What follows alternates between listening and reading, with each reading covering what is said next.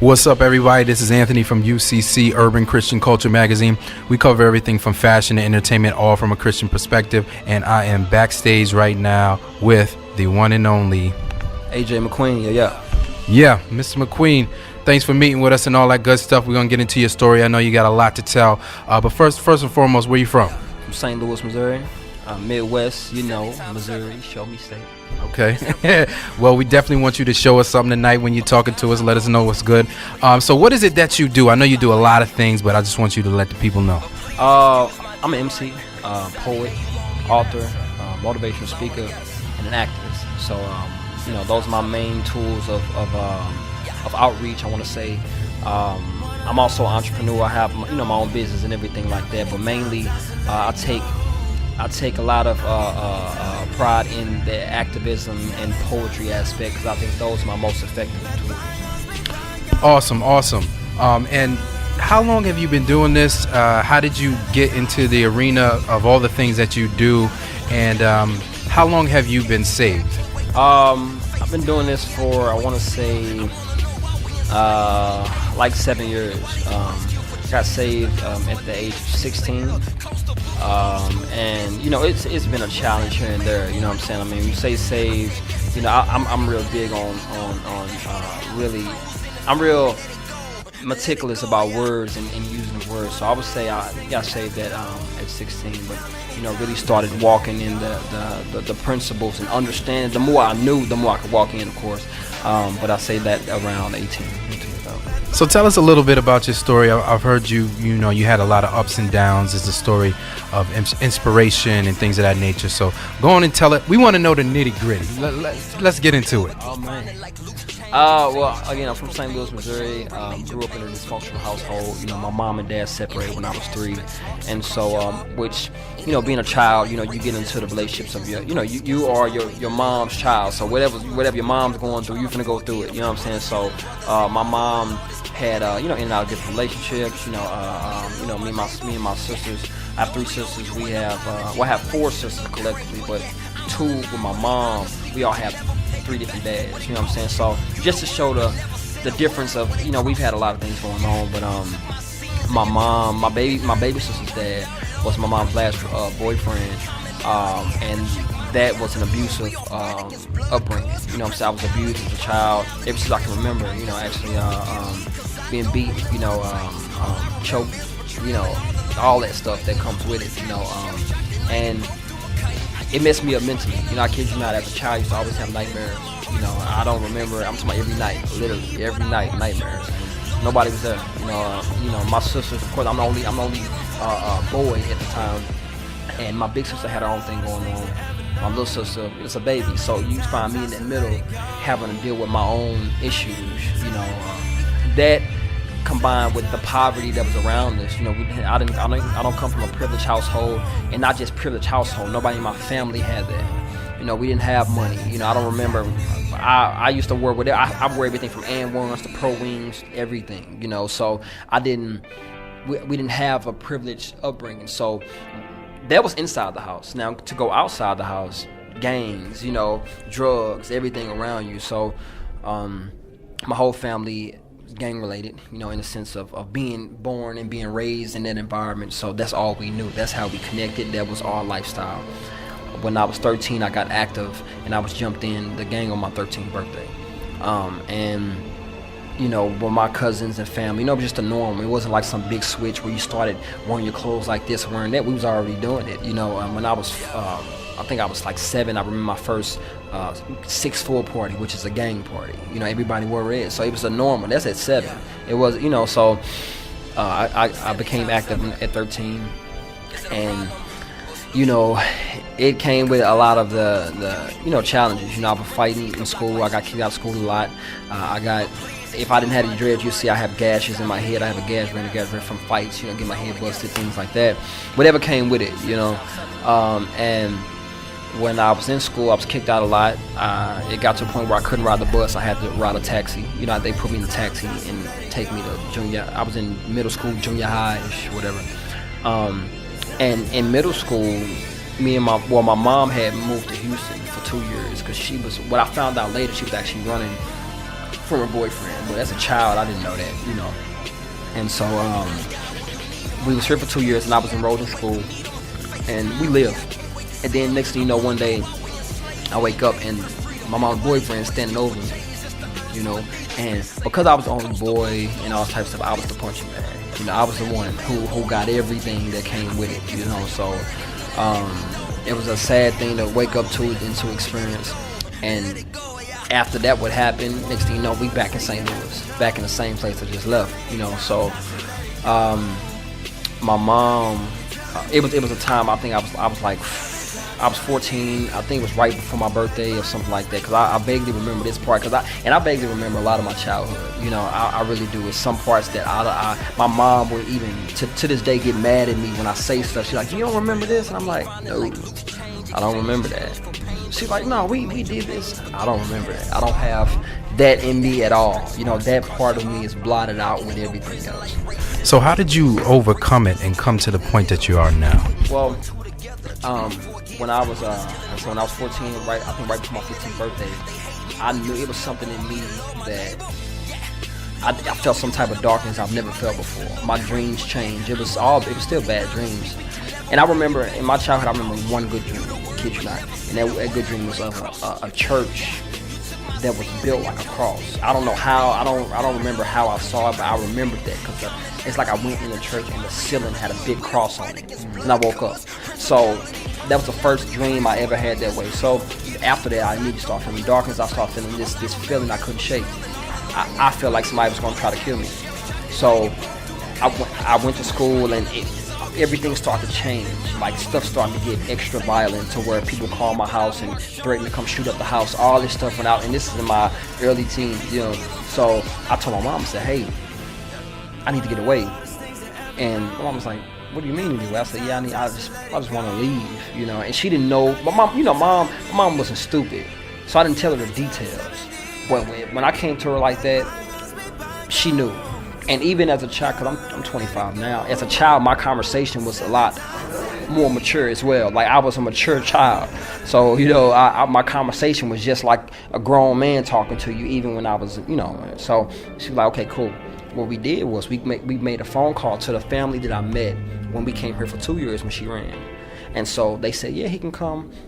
And I'm on a plane. I get there, you know, I get off the airplane. I had dreadlocks when I was like 14, 15. I have, you know, so they saw me as just a regular person, you know, and they listened to gospel music, going to church, reading the Bible, something that I was not even, I didn't even know. So it was more like a forcing thing, you know.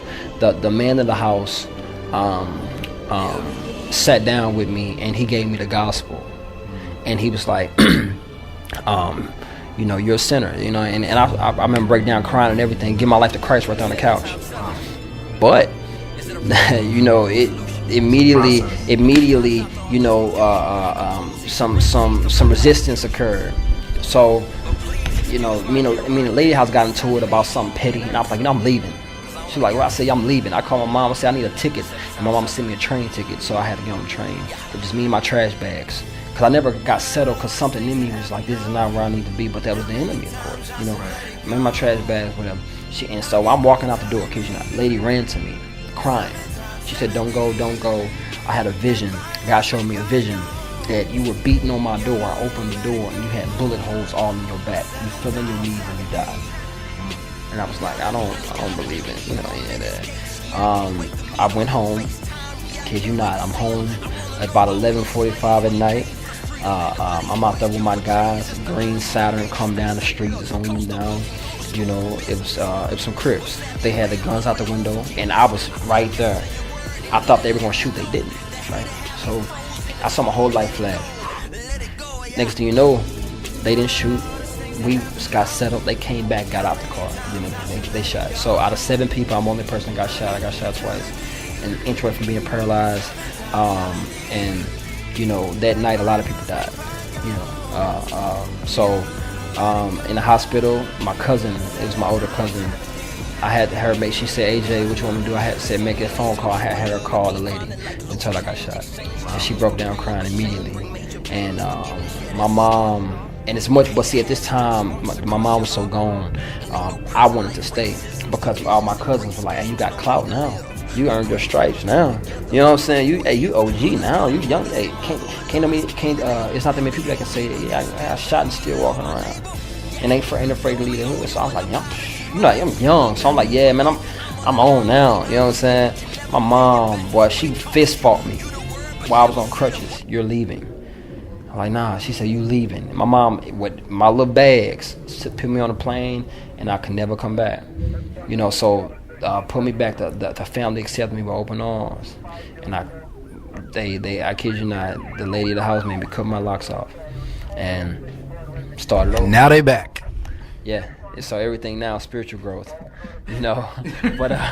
but you know, that was my story, man. And I was her, and that's when I understood it. I knew somebody covered me, man. If you would have saw the crime scene, bullets was all in the house, all in the truck, everything. So somebody covered me, man. Amen. There was a bullet hole that went through one of my cousins, because I had a cousin that night. It went through his pants leg. But we saw it, you know, after it went through his pants leg. You know how fast you gotta be moving for a bullet to miss your whole leg, and only meant that it wasn't meant for you. Out of 7 people, you know, I'm the only person that got hit. So I knew somebody covered me, and I wanted to find out who that person was. And so that led me on a journey of trying to figure out who Christ is, who is God. I heard people talk, but I don't know who is God. What is this, you know? And which led me to where I am now, where I was going to schools. I was in school, and all I wanted to do was start sharing my testimony, you know? And to this day, now at 25, I'm doing the same thing, but on a whole different scale. Man, I tell you, you have an amazing story, and when God has His hand on someone's life, you know, amazing things will happen. So let's fast forward. How did you get into, you know, the spoken word, the publishing, the music, you know, all the things you do? How did that happen? Well, it started with, you know, in high school, I had somebody come to me, and they said one word to me to change my whole life, and that word was, you have potential. I didn't know what potential meant. I went to the dictionary immediately, and when I understood the word, it led me to where I am now. Now I'm a word person. Like, I'm so big on words you say, you know what I'm saying? Like, that word potential changed my life. So everything that I started to do, I started to try to find out potential in my life, and it was with those things. You know, I've always been even when I was back in the hood, I rapped. You know, I mean, we rapped about what was going on. So, you know, I got saved, and I'm like, I didn't know of any Christian rappers other than, I think it was an Ambassador. I had already started, you know, doing my own little thing until I was introduced to the craze. I'm like, man, it's this whole movement going on, you know. So I was doing it in my school. You know, I was going in classes. I would ask other teachers, can I speak to the class? And that's what gave me that reputation, you know, of that's AJ. You know what I'm saying? AJ McQueen. That's how people say. And I'm telling you, I walked around school, and I used to have this journal, and that my dad gave it to me. It was a journal of a man standing on a rock in the sea. And I used to write stuff. It started with scriptures, and then poetry. I still have it to this day. It's tore up now, but I have the journal that I walked around high school with. And that is my first. In class, I used to write. I used to get kicked out for writing, you know, in high school. And so I started speaking here and there. I started, you know, in classes, and then I was put in different leadership positions in school. And it wasn't by my will, because I didn't see myself as no type of leader. It was the teachers. They were like, you need to be the president of this. You need to do this. And it was the potential thing that was like, man, okay. Started doing it, and God was with me every step of the way. Every step, you know what I'm saying? Every step that I took, I felt like He was with me every step. So now, even when I was in high school, I remember telling somebody I was going to be on BET one day. And I was like, you know, people laugh at you, whatever. Speaking at the same school at the age of 19, I got a call from Pat Charles, he's a former editor now, but he was the editor of BET 106 Park. And he said, we heard your story. We'd love for you to come on the show. Changed my whole life. Amen. And when I went on the show, they put a title on there that I've never seen before: youth activist. I never saw it before. I was never called that before. They put a title, youth activist, and that's when MySpace was hot. My MySpace Messenger, I'm talking about crazy, right? I'm talking about crazy, and I started getting booked. I started getting, parents said my son was watching it. He heard you say this about that, and all I kept saying on BET was about Jesus. I didn't have my, I didn't know, what I'm saying? I'm still learning, and I embrace knowledge. If I don't, I'm learning. I'm growing in this area, and I'm cool with that. My way of learning was different from a lot of people, because my way of learning, it was only me and God. I didn't have what else everybody else had. Because also in this time of while this is happening, the lady who accepted me kicked me out the house at this time, and it's because of some family things going on. The husband actually walked out on his wife. The man who taught me about integrity, purpose, whatever, I saw him walk out. I saw him, physically put his hands on a woman and walk out and never come back. So I saw this in Christ, and I saw a decline in my personal life. Lady kicked me out. I was homeless, for a while. And I was put in a lot of teenage incentive programs, communities and schools, just to keep me in Houston, because I was under 18. So they was willing to send me away or put me in foster homes. So that, along with me feeling like God is with me, though. You know what I'm saying? Like, because I ain't have nobody else. I couldn't go home, So got the call from BT, went on the show, youth activist. Next thing you know, everything changed, Amen. And it wasn't financially, it wasn't it was purpose. It was all about purpose. It was, mothers, man, my child was watching that, he changed his life. He don't want to gangbang no more. He heard you say this, Jesus, do you have a website? Do you have this? How much do you charge? I didn't know nothing. I'm like, I don't know. You know what I'm saying? I didn't know anything, which led me to go out and find out. So it turned that into a ministry, which turned into a business. In a business, because it has to. You know how we do. Then after that, again, started getting on a lot of different platforms. I've traveled around the country. I have a group called Still Cheer Christians. We've traveled, and we have albums out and everything. But God led me to do some things personally. Tell me a little bit about Writer's Block. Writer's Block started in 2013. It was pretty much it formed from some other stuff that I started, but it was a name change, because I was already doing some stuff similar, going outside the schools and stuff. That was the first thing that I wanted to do. I wanted to start a movement, organization, and in 2011 I started a poetry lounge called Lyrics Poetry Lounge, because I wanted to give artists a platform to share their art. That's how it started. You know what I'm saying? Then Lyrics did that for 2 years. And God was showing me that, it wasn't big enough for him. The platform wasn't big enough for him. It was cool for people, but it wasn't big enough for him.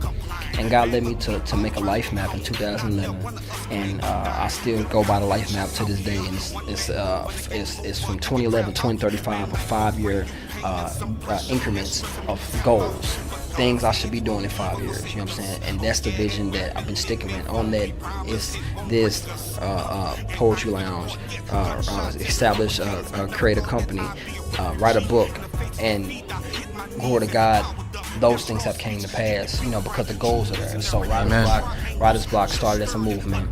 It's a conglomerate movement of poets, activists, speakers, MCs, all with wanting to use their gifts to revolutionize. And I use the word revolutionize because it's deeper than change too. You know what I'm saying? It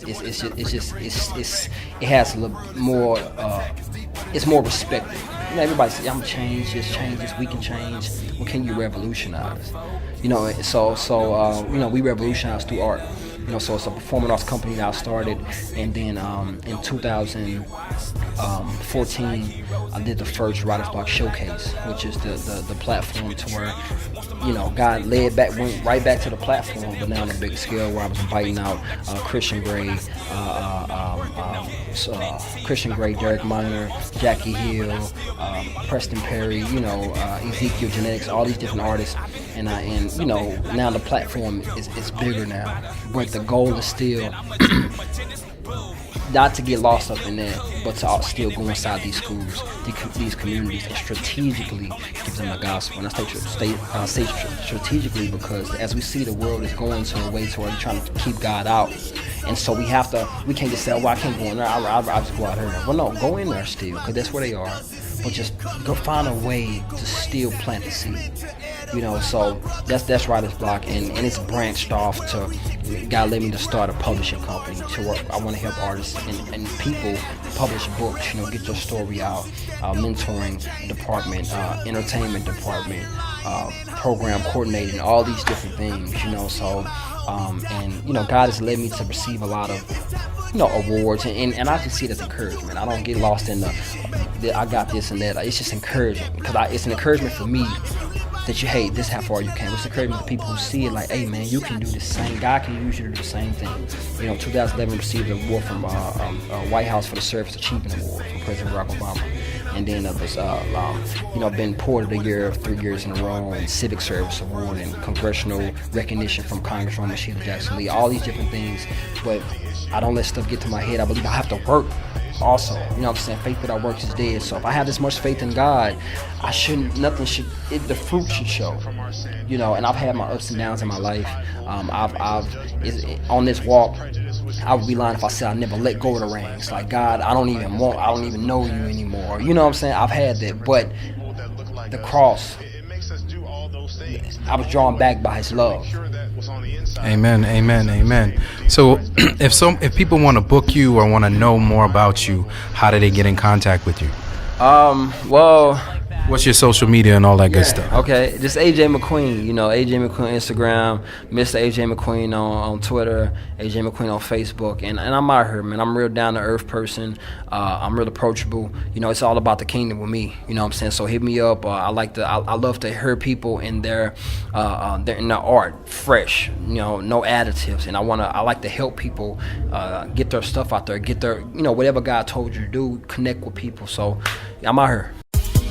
UCC Magazine, shaking up what you thought being Christian was. We out.